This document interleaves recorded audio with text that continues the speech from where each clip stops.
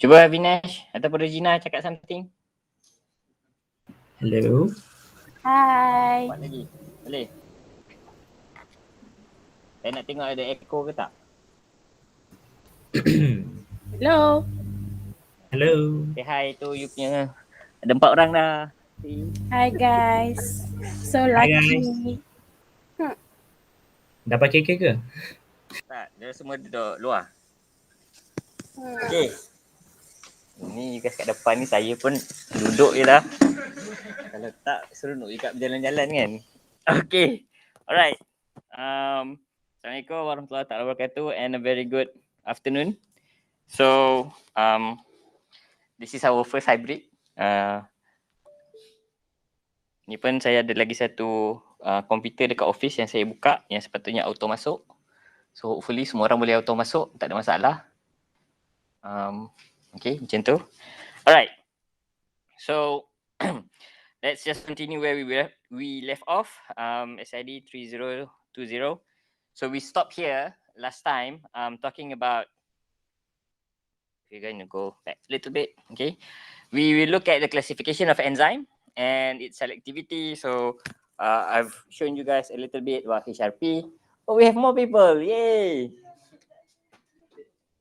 Nampak terkeluar pula. See.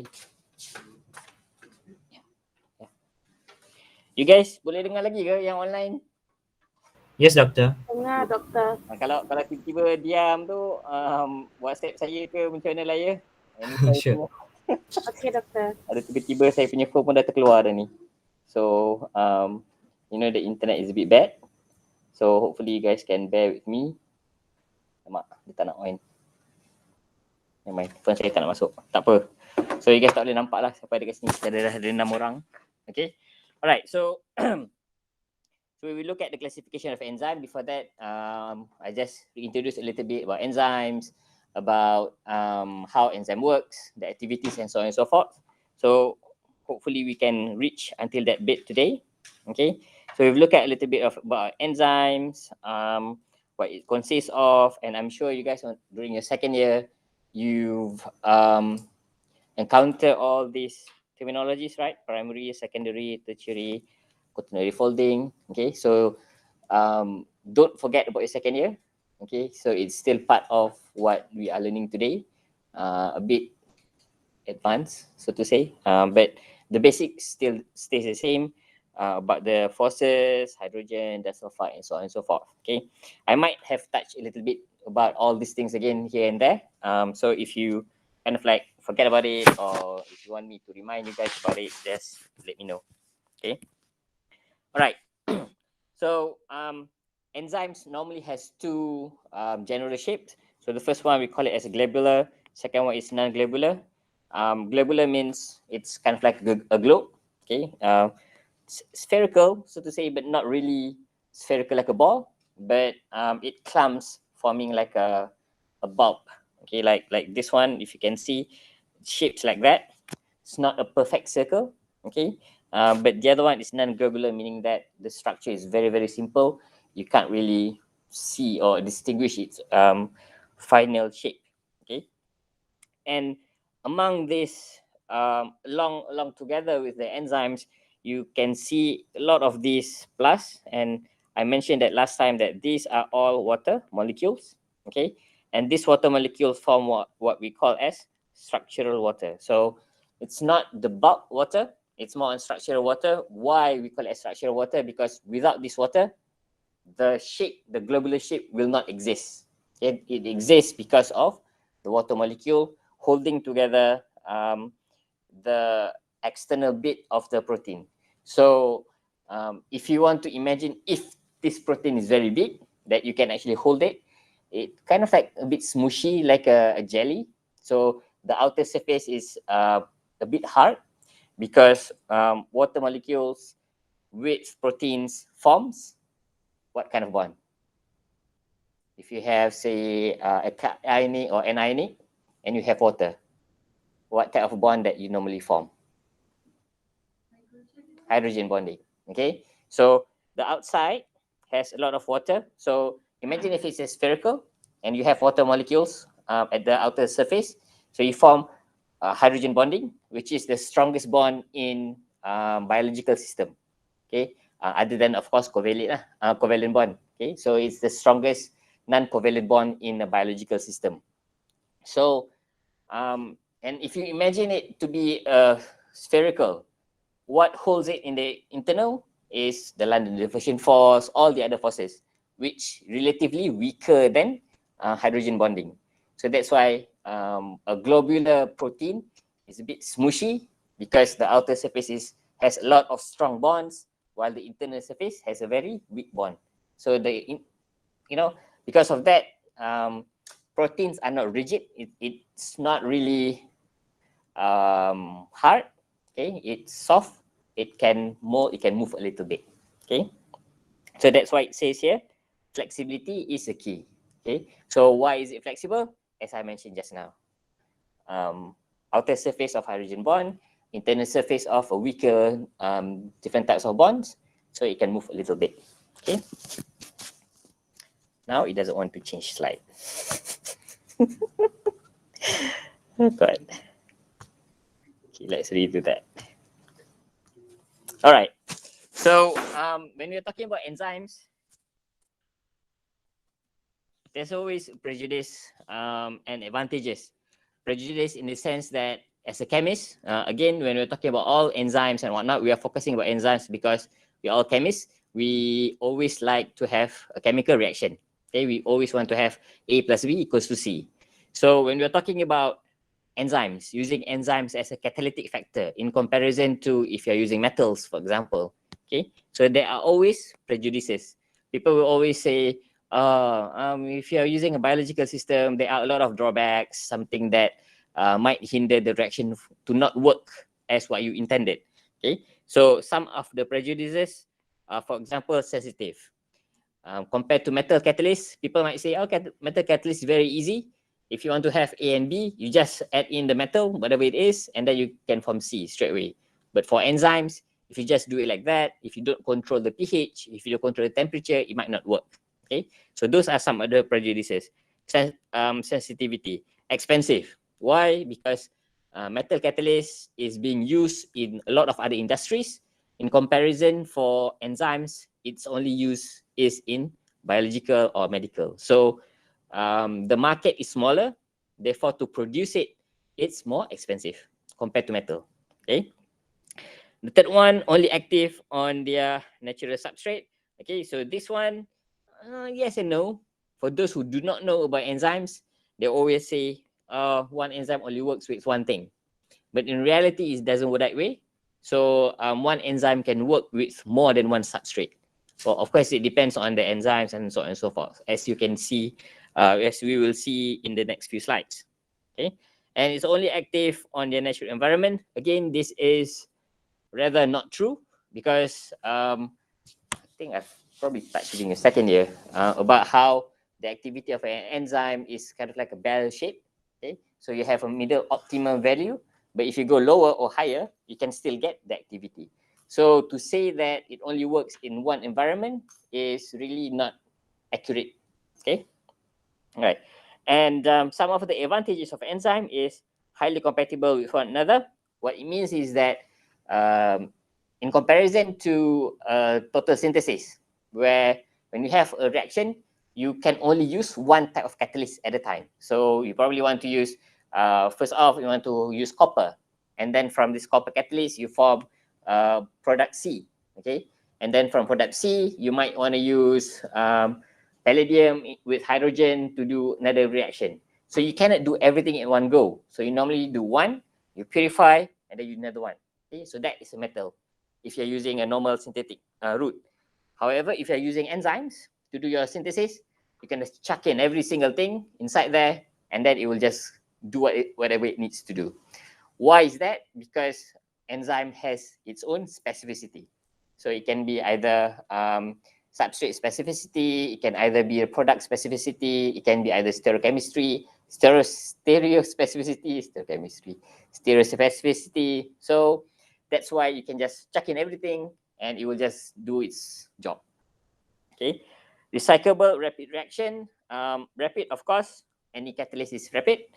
recyclable is one of the key feature because enzymes are what we have in our body, and we don't produce enzymes every single reaction, so we can recycle it.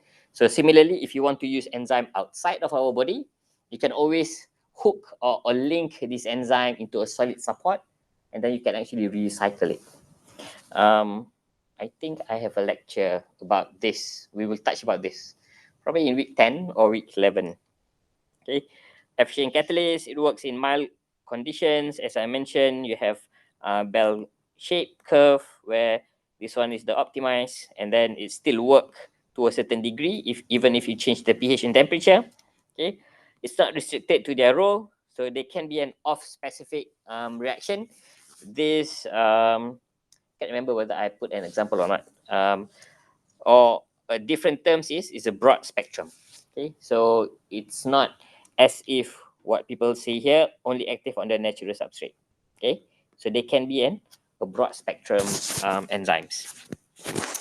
And finally, it's environmentally acceptable, meaning if you have a metal, once you do your reaction, you need to properly put it in a waste container specific for that metal, because otherwise you don't want to get any side reactions from going on. However, for enzymes, you can, if you don't want it, if you don't want to recycle it, you can just chuck it in the sink, and then it will just degrade as a normal protein would be. Okay, so that's one of the advantages. All right, so this slide is not very, very important, but yes. Mm-hmm. Okay, so dia bukannya it's not that it's not specific, but the keyword here is off specific. So it is still specific to a certain degree, but say for example, if the enzyme works with A, okay, so it converts A into B, for example. Okay, so it might convert A prime to B prime. Okay, now you have two different substrate forming two different products using the same enzyme. So that's what I mean by off specific. So normally when you say specific, people think about, you know, A plus the enzyme equals to B and nothing else will work. But in reality, you can have A prime or A double prime. So molecules that have similar kind of like structures, but not exactly the same. So say for example, if you think about amino acid has this basic structure. Okay, and the only difference are this side group. So an enzyme that catalyzes or breaks down, say a polypeptide. So if you have a polypeptide, so multiplets of that. Okay, so regardless of what the R group, the protein can still chew down or hydrolyze these bonds. Okay, so it is specific for peptides or for proteins, but it's not very, very specific that it requires the R group to be exactly the same.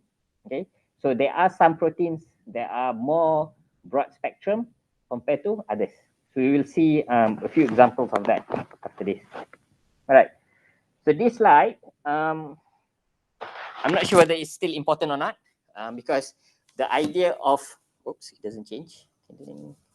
The idea of having this slide for you guys to be able to identify enzyme to the letter, or I mean to the letter is because of this, okay, is originally because this is your final summative assessment. Okay, so this is how you conduct summative assessment or your final exam. But this semester, there are still arguments between the faculties and the central position, because the central wants everything to be, if we want to conduct an exam, one, the exam needs to be online, and then we need to use Spectrum. Okay, so for those who know the problem with Spectrum, we lecturers don't like to use Spectrum. But the central position, the central UM asks us, if you want to do final exam, we need to use Spectrum. So this slide was put in case we as in the lecturers needs to do it using Spectrum. I might, instead of using a final exam, do a summative assessment lah. okay, where you need to investigate about enzymes, what are the functions, and describe about it in a little bit. Okay, so this slide I just put it there first because I wouldn't know whether we need to do final exam or not until tomorrow, because there will be a meeting between the faculty and the central position arguing about whether we can do this and that. So for now, I have no idea whether to do a final exam or summative assessment. And that is also because if, say, for example, how many subjects are you guys taking this semester? Seven. Eight. So imagine 7 or 8 of you guys are all taking, all the lecturers do not want to use spectrum, and then you need to do a summative assessment. So throughout your 14 weeks, you'll be like a very, very busy doing this assignment, that assignment. And it's for your final exam. It's not for your quiz. It's not for your CA. It's for your final exam. So marks for final exam, marks for quiz, for example, you can still see the lecturer and discuss and get more marks. But marks for the final exam, you cannot do that. Okay, it will be a fix, set in stones until your results are out. Then you can apply for recheck and so on. Okay, so that's why I'm a bit reluctant to do a summative, but we'll see. Now, that being said, this slide is still important in case if you guys are doing if you need to do a summative assessment. All right. So as of this writing, there are about 275,000 identified proteins as enzymes. So protein in total, I can't remember. It's somewhere around 5 million different proteins. And then a subset of that, enzymes are about 275,000. So what are the differences between enzymes and proteins? Anyone? Online pun tak apa juga boleh jawab. So what are the main differences between protein and enzymes? Havinesh? Saya suka panggil nama Havinesh kan? Oh Havinesh, dengar tak ni? Internet saya okey lagi kan? Yes, doctor. Oh my god. Where are you? Hey, Hello. dengar tak Havinesh? What was the question again, doctor? So it's What? kind of noisy over here. What is the difference between a protein and an enzyme?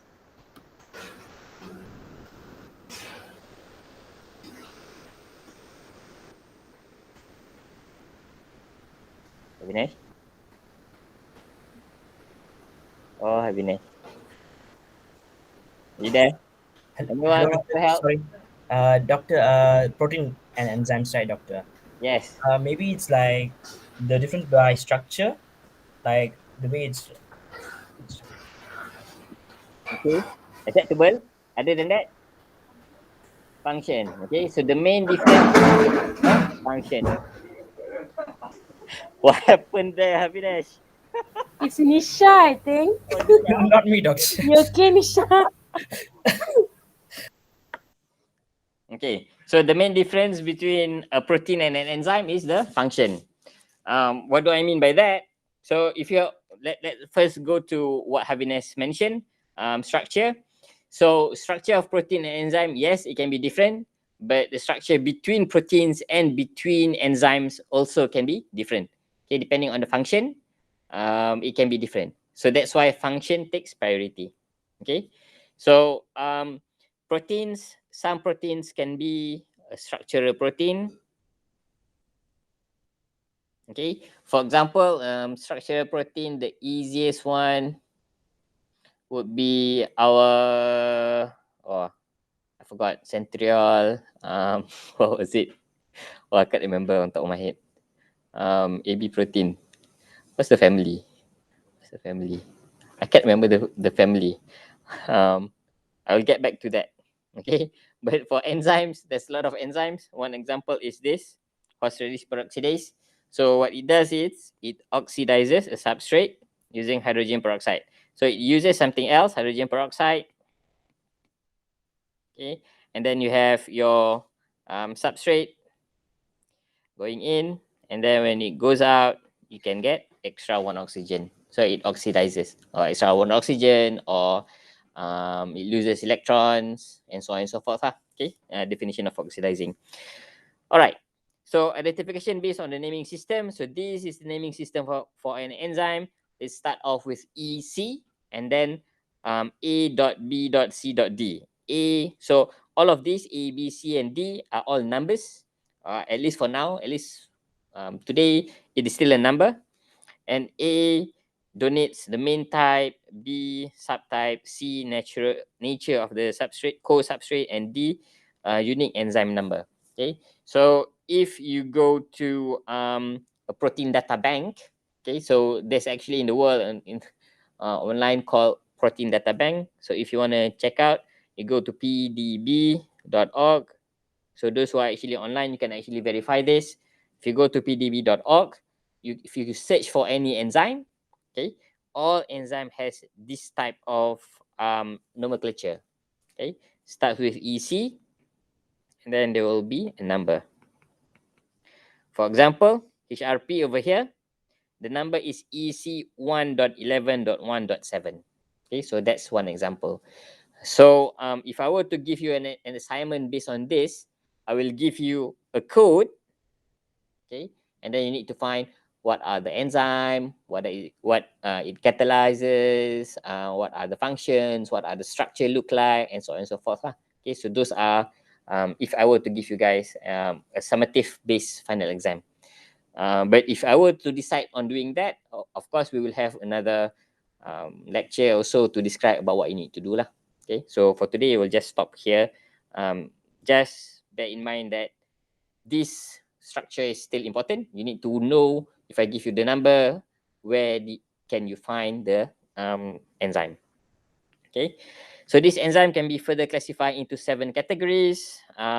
If you look at reference number 2, where do I put it? Jotted 6, but most recent data added a 7th. Oh, okay. So a book in one of the references, okay, that book only listed down 6 different subcategories of enzymes, but a 7th one recently added. I will show you in the next slide. So these are classified based on type of reaction, which is also the function. Okay, however, of course, when you want to classify something, there's always a little bit of outlier. And anything that you want to classify, there's always a bit of outlier. So varying tolerance for non-natural substrate, practical applications, identification, and so on and so forth lah. So these are all just a basic information. Right. So these are the 7 classification of enzymes. So it doesn't change. Okay. So you have oxidoreductase, transferases, hydrolases, lyases, isomerases, ligases, translocases. Okay, if you look at the name itself, you can actually identify when it says oxidoreductase. So it has something to do with oxidation or reduction.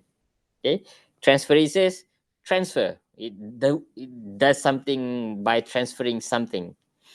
Hydrolysis, hydrolyze, that's a keyword. It breaks down something. Lysis, addition, elimination of small molecules, specifically on these structures, these functional groups. Isomerases, it isomerize, racemize, and so on and so forth. So the name itself can easily be identified on what type of reaction it does. Okay, so and when you see on the reaction type over here, you can see it's kind of like a bit general. Okay, so it's specific, but it's still off specific to its own target. Okay, especially something like this. So you can have thousands or even millions of molecules that have this functional group, and you can still use lysis. So it's off specific. It's specific for this, but it is off specific to the molecule itself. Okay. Right. Some list of enzyme. Oh, this is just an example. Okay, hydrolysis. You have esters. You use it. Hydrolysis, synthesis of esters, amides, lactones, lactams, blah blah blah. So this is just an example. In case in the future, you guys are, you'll be using enzymes, because nowadays you can see how the research progresses, how the industrial progresses. Is always going into sustainability. So when we are talking about sustainability, You want something that is environmentally friendly and recyclable. So these are the two main criteria. So in the future, if you're working in the lab somewhere, you might encounter these enzymes that you need to use for your specific purposes. All right, selectivity. How does it work? So I'm sure everybody knows. You guys know how does it work? Right? A plus B equals to C. That's the that's the basic ones. Oops.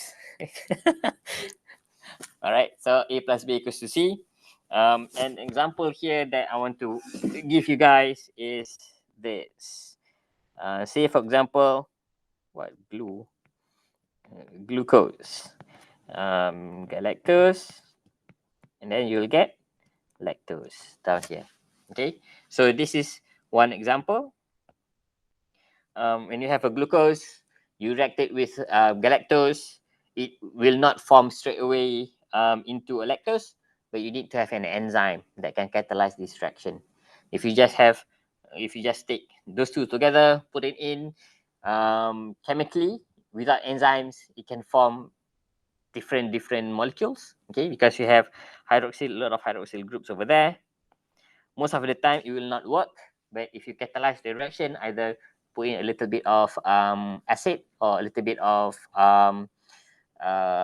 base, so you might catalyze the reaction to a certain degree. But if you use an enzyme, it will be very specific. If you have glucose, galactose, the enzyme, it will definitely form lactose and nothing else. Okay, this is one example. But at the same time, the enzyme is reversible. Okay, so if you have a very high concentration of lactose, the same enzyme can also produces glucose and galactose. Even though, you know, if you look at the bonds over here, it's just 1,2 glycosidic bond. It's very strong, but also very weak to acid or base. Okay, so if you just put a little bit of acid, a little bit of base, you can easily separate glucose and galactose. All right. So if you think about what I've said just now, seems like very easy. Okay. So you have your reactants, you have your enzyme, and then straight away you form your product. But a long time ago, when people are still discovering about enzymes, what does it do, there are few models that talks about how enzymes and the reactant actually forms the product. Okay, so this is what we are going to look at: selectivity, under subtopic selectivity, the models. How do you actually perceive the function of an enzyme? Okay, so the first one, you have lock and key. Second one, you have an induced fit model. You also have the other two, solvation theory and conformational selection. So just based on the naming, you kind of like guess what it does. Lock and key talks about the highly specificity that I mentioned originally. Okay, so if you have a lock and you have a key, the key only works with one lock. Okay, or vice versa. Of course, we do have a master key, but don't consider master key in this case. Okay, just a specific lock and key. So the model was first introduced in 1894, close to 200 years ago, by Emil Fischer. So what he says in general is the enzyme and substrate should match. Okay, so this is the keyword for it to work. Okay, so this is what we mean by lock and key. So if it doesn't match, then it doesn't work at all. However, in 1958, Daniel Koshland proposed a slightly different variation. So instead of saying it is very specific, he says something like a more accurate description and favor formation of an transition state intermediate. So you can still have kind of like a master key, and there will be a transition state. So it doesn't mean that if you're thinking about lock and key, the lock doesn't move, the key doesn't move, you put it in and then you can unlock it. Okay, but what Daniel Koshland says, there must be some transition state. So there must be some slight changes, then you can get the reaction to work. Okay, and we will look at it in a bit more detail. However, for these other two, we are not gonna touch in this lecture in very specific. We just go and look for these other two. Okay, this one, solvation theory, is more on the structure of water that I mentioned originally. Okay, so it's related to how displacement of water kind of like promotes the reactivity of an enzyme. The other one, conformation and selection, it's conformation. So if the conformation is not right, then it will not work. Okay, right. So some terminologies that you guys need to remember is very easy. Okay, E, if it's bold, it's just for enzyme. S for substrate, and then enzyme substrate complex, it will be either E plus S, or sometimes I'll just put it as ES. Okay, so these are some terminologies that we will use for the next few slides. All right, so this is what Emil Fisher mentioned. So if say you have two keys or three keys, so to say, different shape, different structure, and you only have one enzyme, so only one enzyme can form the intermediate ES, and thus forming your enzyme and product. Okay, so that's the very basic information. So the other key doesn't work, as simple as that. So lock and key, this one you can just read. It's pretty much, it describes on the model itself. Okay, so I'm just gonna skip because otherwise we don't have enough time. But induced fit model, on the other hand, is formation of transitions state intermediate upon binding of the substrate into the enzyme. So how? It's like this. Oh, okay, so you have your substrate on the purple. It moves around. It goes into, it binds slightly to the enzyme, forming the enzyme substrate complex, and then it will open back and release. Okay, so the difference is that very small dot over there. Okay, if you didn't notice, originally there's no blue dots. Okay, so it goes into the protein or enzymes. So it catalyzes formation of transition state, it catalyzes the reaction, and then it releases with a phosphorylation, small blue dots, for example. Okay, the conformation change induced by binding of D-glucose purple creates a solvent inaccessible pocket at the domain interface, trapping the substrate and catalyzes the reaction. So this one, this principle, if you want to look into very detail, you can just go there. Okay, I'm not going to play the video, but you can just go there to the YouTube video and then find it. Of course, I'm not claiming that I created the video. The video is created by someone else. Okay, all right.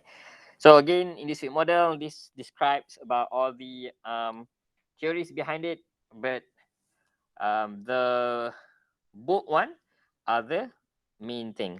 Okay, a need to read to explain enzyme specificity. So before this is just log and key. If it fit, then it will work. Otherwise, it will not work. But the induced fit model kind of like goes around about off specificity. So as long as it fits, okay, as long as they can form the transition state, you can get your product. Okay. All right. Flexible template. Okay, so that's the keyword. Flexible template compared to lock and key is a very fixed model. Okay, this one is structured water. We're just gonna skip about that because we are not doing that one. Now, so everyone open your poll everywhere. So I have a few questions here. The first one is just a general term on how are you guys doing so far? Any issues in understanding, in whatever it is. If you have a problem at home, Havinesh, if there's a construction, then then you can say something. But otherwise, this is just a very generic questions that I'm asking. Okay, and of course, as I mentioned, for your final exam, I have yet to decide on whether to do a final exam, as in final, or a summative base, meaning that or alternative base. Sorry, alternative summative assessment, meaning that throughout the semester you need to submit a response. Lost. Oh no. Someone is lost. Are you lost because of the question, or are you lost because of something else? Okay, never mind. How many do we have now? So we have 14 responses. We should have 18. So I don't know what happened to the 4 of you, but I'm just gonna skip. Okay. All right. Those the person who actually mentioned that he or she or they are lost. Any issues that you want to bring to my attention? Why or how are you lost? Hopefully, it's not the same as in traveling somewhere. All good. Lost. Whoever you are, where are you lost?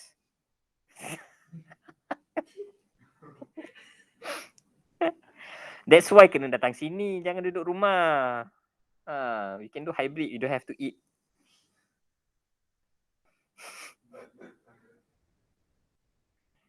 Lost. Siapa lost? Mana lost? I don't know the upcoming lecture tu. Oh, okay. Lapar. Sikit lagi. Siapa ni?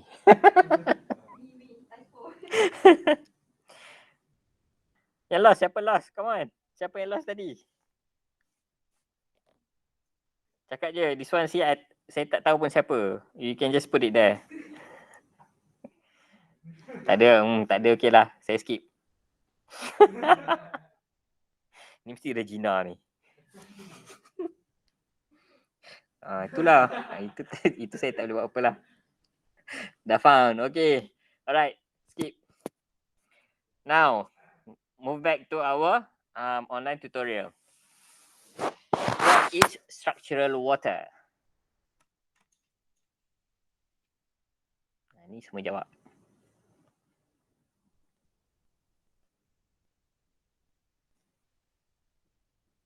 So you should be able to change your answers ya.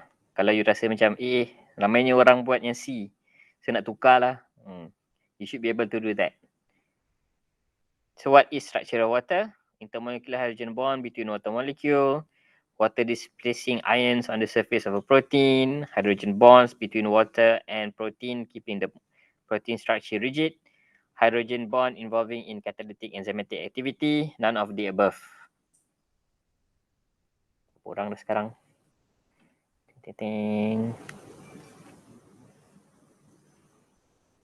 Kenapa tak update? Sabar ya. Semua orang dah buat ke? Saya nak tengok statistik sekejap. Tengok statistik tak ada.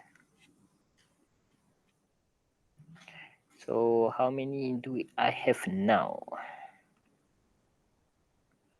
We have 15. Okay, yang tadi pun 15. Alright. Saya tutup dulu lah. So that you guys tak boleh tukar jawapan. Tak mau tukar. Record. Okay. So, that one is wrong. Okay. So again, structural water, if you're just talking about hydrogen bond in between water, you can just say it's a normal hydrogen bond. It has nothing to do with structural water. Okay. Second one, water displacing ions on the surface of the protein. That one is also not that accurate. Okay. So water displacing, not ions. It can be anything. Okay. It's not specifically ions. But structural water is more of that one. Okay, hydrogen bond between water and protein, keeping the structure of the protein intact. Okay, so as I mentioned, you have your protein, globular, for example. Okay, then you have your water molecule surrounding it. Of course, it should be in 3 dimension. This one is just 2 dimension. It's 3 dimension, and then from there you get your hydrogen bonding. And these hydrogen bonds that keep the structure of the protein a bit rigid. Not rigid as in a metal, it's not rigid as in a solid table or your laptop, but it's rigid enough that it can keep the structure a bit jelly-like, not water-like, but more on jelly-like. Okay, so hydrogen bond involved in catalytic and enzymatic activity, that one is also correct. However, we did not touch that at all, so I'm just going to say that one is wrong or inaccurate. Okay, then the above, of course, that one is wrong. Okay, so kalau ada soalan, then you can just you guys yang online tak payah nak angkat tangan ke apa, you can just unmute and then ask lah if you need to. Okay, alright, next one. Oops, laju sangat. Okay. These are the advantages of enzymatic reaction except compatible with using 2 or more enzymes per reaction, cost effective, reusable enzyme, able to react within wide range. Oh, so that one is able to react. Typo lah. Able to react in wide range. Okay, typo. Number 4, sustainable, and number 5, none of the above. So these are all advantages of enzymatic reaction except tak baca tu. Except. Oh, 50-50. Boleh tukar statistik ni. So how many responses? 3 lagi. 3 orang nak jawab. Tak ada. Okay. Makin kurang. Cepat, kurang lagi. Dah, 15. Okay, saya tutup. Tak sempat. Siapa last person tu? Nasib lah. Okay, so none of the above. Okay, so go back few slides behind, then you should see all these 4 are listed down. Okay, and last one. Tak nak tukar pula slide ni. This image shows something model. Okay, saya kena tutup kejap. Keep. Because I need to show you guys the image. Kat komputer saya tadi dia okay. Tiba-tiba kat sini dia jadi macam ni pula. Oh no. Oh. Dah activate. Okay, this image shows what model. Kejap ya. Macam mana saya nak buat benda ni?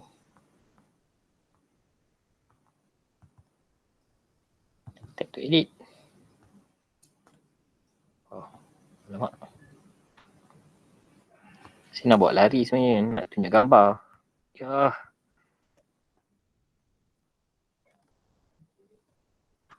Dah ada orang jawab belum? Ni kita tengok. Boleh nampak tak? Okay, so basically yang ni gambar dia macam ini. Sekejap. Gambar dia macam itu. Okay, betul ada plus. So petak. Lepas tu jadi 2 petak. Bawah sekali tu nanti kejap. Itu seterusnya. So ini dulu, ambil yang atas. Okay, yang macam ni campur petak jadi 2 petak. Of course dia jadi plus balik macam ni. Oh, buruk sikit. Okay, this image shows what type of model. Lock and key, induced fit, solvation, confirmation selection.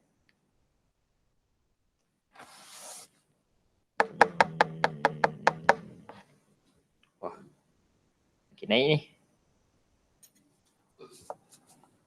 Dah belum?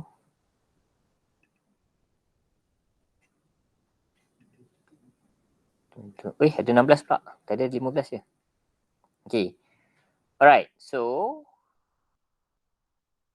activate kejap. Okay, so most of you says lock and key. Oh wait, sorry. Most of you says in that induced fit. 90% say lock and key.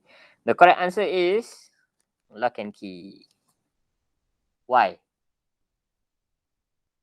Jadi? But doctor, the square tak masuk with the circle, right? The circle, the one yang hilang should be like pizza shape. Okay. Itu you punya argument Yeah. Okay.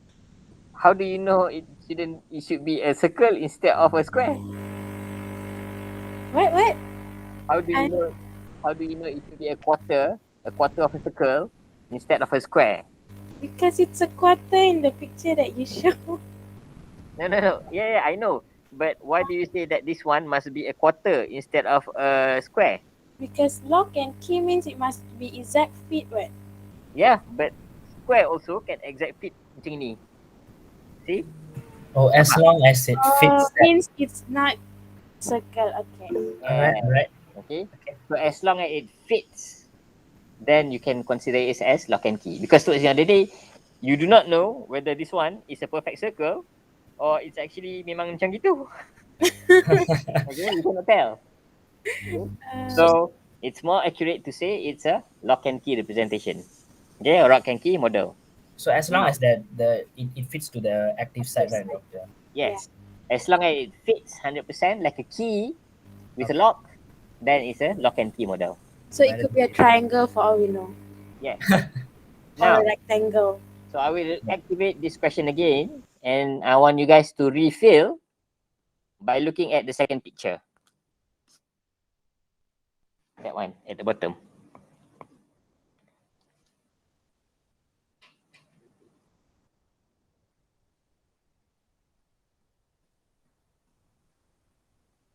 Okay, good. Dah tengok 100% cukup lah. Okay, so the second one is an induced fit. Why? Kalau saya tanya dalam exam, saya buat macam ni, lepas tu saya tanya, explain. How do you want to explain? Maybe it's induced itself towards the enzyme, and then Like intermediate and the slight changes. yeah. Okay, so kalau structure saya tunjuk, this is a perfect circle, and then after this, it's still a perfect circle.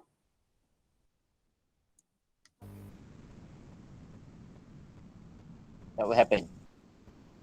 Which model? Means no It's changes. Lock and key. lock and key. Okay. Atau kalau lock and key punya option tak ada, Induced fit juga. Conventional selection. ah, Yeah. Maybe conformational selection, doctor, like what Regina said. saya pun tak tahu nak You jawab must ni. throw my name, Vinesh. I mean, I just support it. It should be none of the above. Okay. Why do I say confirmational selection is wrong? It's not because we did not cover in lecture. Okay. It's because if it's okay, all this model talks about you have a reactant, you have an enzyme, and then you produce a product. Ni sama tak dua ni? Are these two the same?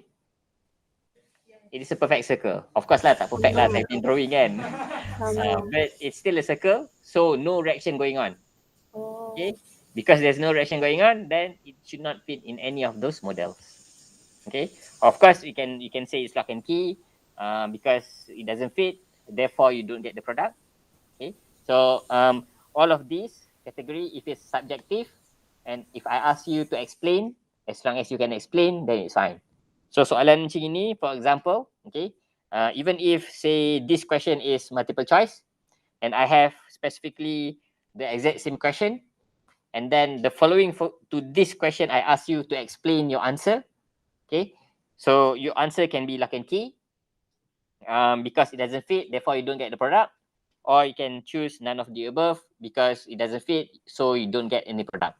Okay, so for my question, sometimes there can be more than one answer. As long as you know what you are selecting, you can explain, then it's fine.